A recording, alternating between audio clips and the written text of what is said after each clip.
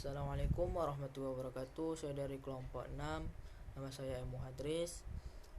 Dengan rekan saya itu Sumiati dan Adila Hartati.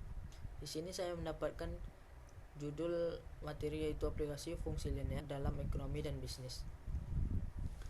Fungsi permintaan. Dalam ilmu ekonomi, konsep tentang permintaan merupakan bagian yang penting.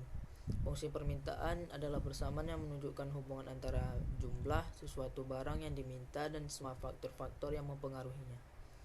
Fungsi permintaan akan suatu barang dapat ditunjukkan oleh persamaan Qx sama dengan F atau Px, Py, Pz, M, dan S, di mana Qx sama dengan jumlah barang X yang diminta, Px sama dengan harga barang X, Py sama dengan harga barang Y, Pz dengan harga barang Z, M sama dengan pendapatan konsumen, S sama dengan selera konsumen.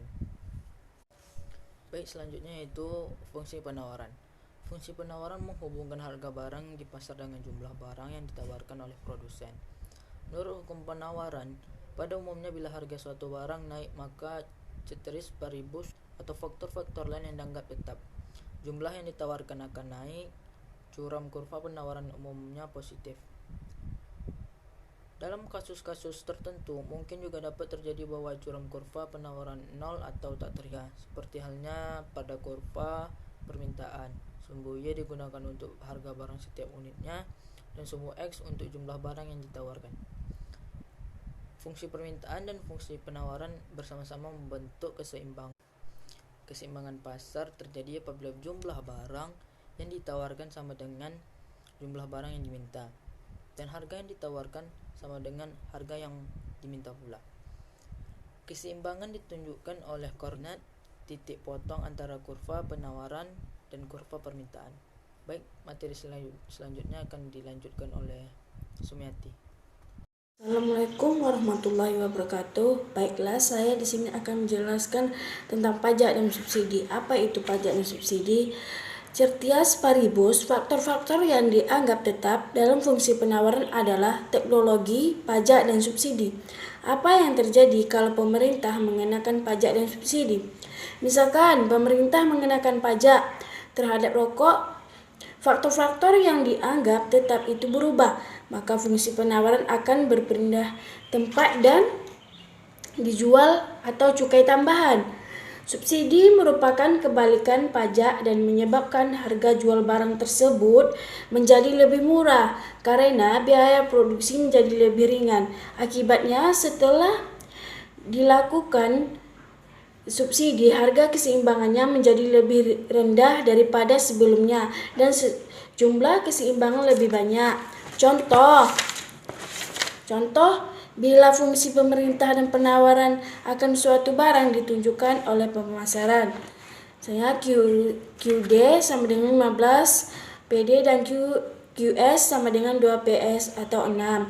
Pajak yang dikenakan pemerintah Rp 300 per unit. Berapa harga jumlah keseimbangan? Sebelum sesudah ada pajak.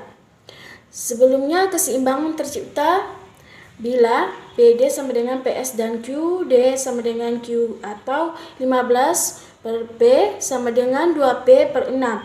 13P sama dengan 21, P sama dengan 7, Q dengan 15P D. Fungsi konsumsi dan tabungan. Seorang ahli dalam ilmu ekonomi, yaitu Keynes, mempunyai pendapat dalam pengeluaran seorang untuk konsumsi dipengaruhi oleh pendapatannya. Semakin tinggi pendapatannya, maka tingkat konsumsinya juga semakin tinggi.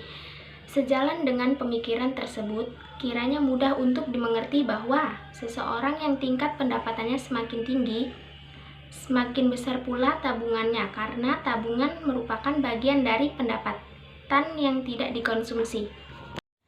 Kesimpulan, berdasarkan uraian pembahasan di atas, dapat disimpulkan bahwa fungsi linier dapat diterapkan dalam kehidupan sehari-hari untuk menyelesaikan masalah ekonomi yang berhubungan dengan permintaan, penawaran, dan keseimbangan pasar melalui perhitungan fungsi permintaan, fungsi penawaran, keseimbangan pasar satu macam produk, dan keseimbangan pasar dua macam produk, dengan rumus-rumus yang sudah diterapkan sehingga dapat dicari penyelesaiannya.